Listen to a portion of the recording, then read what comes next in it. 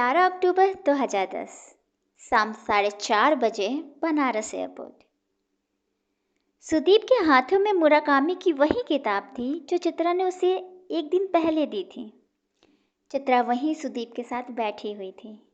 उसकी अभी तक की बातें बहुत ही बोरिंग टाइप हुई थी, जैसे कि अगर तुम मुंबई आना तो मिलना, अगर तुम दिल्ली आना तो बताना, तुम अगर किताब खत्म करना तो बताना, तुम अगर अपने शेयर बेचना तो बताना।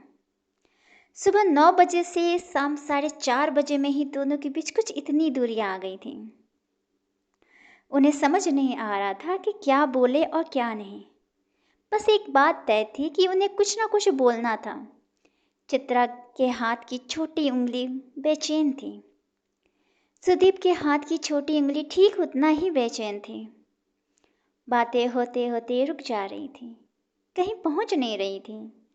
उंगलियां अगली बार मिलने का कोई वादा चाहती थी। चित्रा की फ्लाइट का अनाउंसमेंट शुरू हो चुका था। उसकी फ्लाइट के सभी लोग लाइन में लग गए। वो वहीं कुर्सी पर सुदीप के साथ बैठी रही। धीरे धीरे लाइन छोटी होती जा रही थी। उस फ्लाइट में हर चढ़ने वाले को ट्रेन के जनरल डिब्बे में चढ़ने जितनी जल्दी थी। लाइन में जब बस 2-3 लोग बचे तो सुदीप ने कहा, फ्लाइट छोड़ रही हो तो मुंबई चलो साथ में। मुंबई आकर क्या करूँगी, थोड़ा रो लेना, फिर कभी आऊँगी। चित्रा ने सुदीप की शर्ट के धागे को हटाते हुए कहा। फिर कभी नहीं आता, सुदीप ने एकदम सीरियस होकर चित्रा की आंखों में देखते हुए कहा। फ्लाइट का अनाउंसमेंट शुरू हो चुका है। चित्रा ने अपनी आंखों के समंदर को अपने रुमाल में कैद कर लिया। वो सुदीप को गले लगा के उसके कान में फुसफुसाई, फिर कभी जल्दी आएगा। जाने से पहले चित्रा ने सुदीप की किताब को उसके हाथ से छीना और जहां उसने 10 अक्टूबर 2010 की तारीख डाली थी, वहां पर उसने 10 अक्टूबर 2011, बस 1 साल बाद मिलते हैं। इसके नीचे चित्रा ने अपना नंबर लिखा।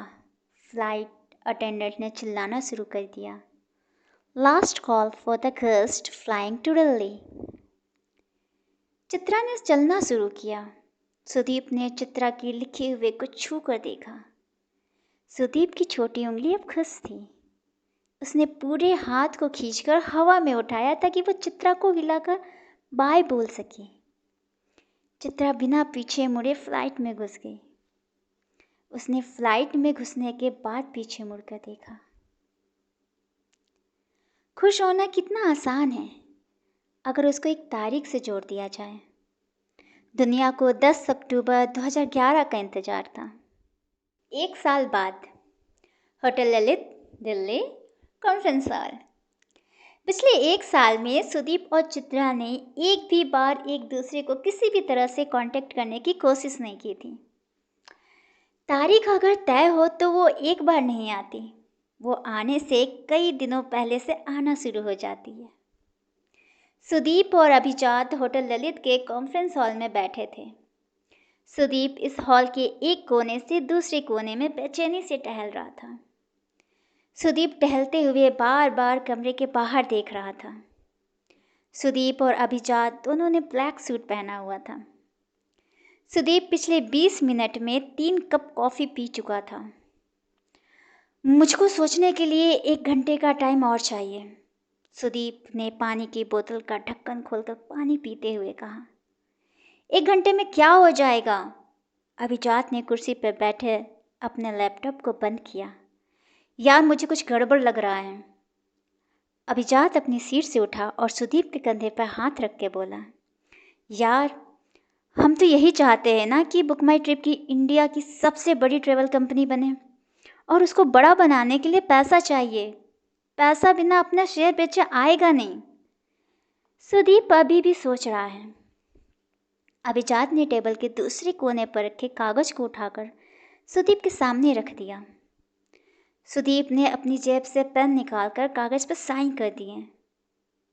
साइन करने के बाद अभिजात ने हाथ में लिया और बोला, डेट भी डाल दो। सुदीप ने डेट कंफर्म करने के लिए अपने जेब से मोबाइल निकालने के लिए हाथ डाला। इतने में अभिजात ने कहा, 9/10/11 9 अक्टूबर 2011। डेट लिखते हुए सुदीप को याद आया कि चित्रा से मिले हुए उसे 1 साल हो गया। इधर अभिजात ने किसी को कॉल किया और बोला, डील डन।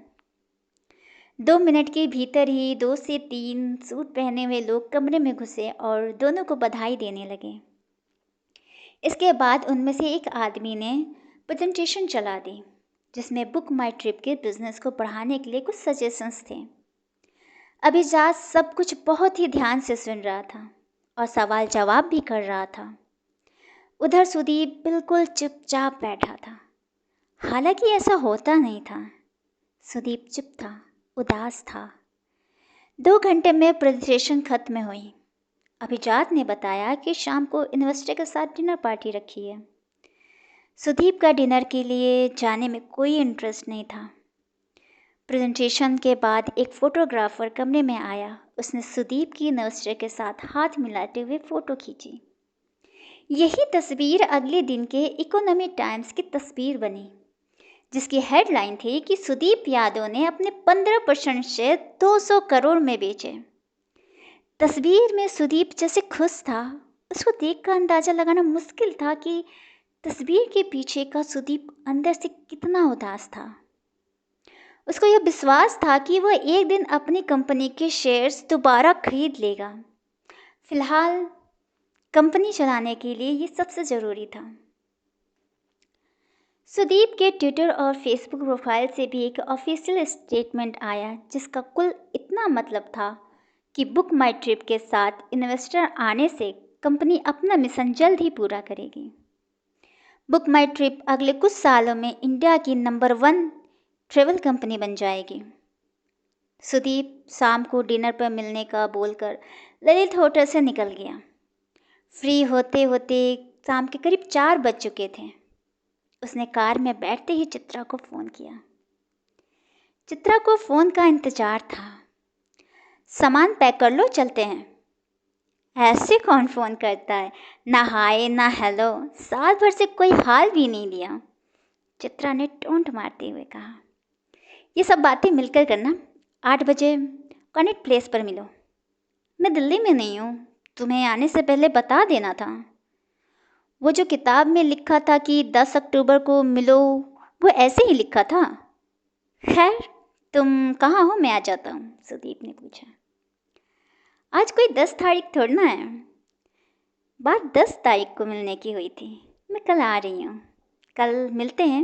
अभी मैं कैची धाम में हूँ, उत्तराखंड में। एक काम करो, तुम वहीं रुको, मैं वहीं आता हूँ, कल मिलते हैं। दोनों में से किसी ने फालतू के सवाल नहीं पूछे, जो अक्सर लड़के और लड़कियां दोनों ही पूछ लेते हैं, जैसे कि क्यों मिलना है, हमें ऐसे नहीं मिलना चाहिए, मिलकर क्या होगा, हलसकशवा। कोई लड़की या लड़का अगर पूछे कि क्यों मिलना है और सामने वाला अगर उसका बिल्कुल ठीक ठीक जवाब दे दे, तो उससे कभी नहीं मिलना चाहिए। अगर कोई बोले कि मिलकर देखते हैं, उससे ज़रूर मिलना चाहिए। मिलकर देखने में एक उम्मीद है, कुछ ढूंढने की, थोड़ा रास्ता भटकने की, थोड़ा सस्ताने की। उम्मीद इस बात की भी नहीं कि नाउम्मीदी मिले, लेकिन इतना सोच समझ कर चले भी तो क्या खाक चले। सुदीप और चित्रा दोनों ही कॉलेज के लड़का लड़की तो थे नहीं, जिनको ज़िंदगी में पहली बार प्यार हुआ हो। चित्रा और सुदीप कोई प्यार की वजह से मिले भी नहीं थे। एक वक्त के बाद प्यार में गुदगुदी होना बंद हो जाता है, लेकिन गुदगुदी में थोड़ा बहुत प्यार हमेशा बचा रहता है। चित्रा और सुदीप दोनों ही अपना रास्ता भले ना जानते हो, अपना गलत सही जानते थे। सुदीप डिनर में बस शक्ल दिखाने के लिए आया और निकल गया। उसे रात भर में कैंची धाम पहुंचना था। दिल्ली से कैंची धाम की दूरी करीब 8 घंटे की थी। 10 अक्टूबर 2011, कैंची धाम, उत्तराखंड, सुबह के 6 बजे। आगे की स्टोरी नेक्स्ट पार्ट में। अगर आपको स्टोरी अच्छी लगती है तो please like share and subscribe. धन्यवाद।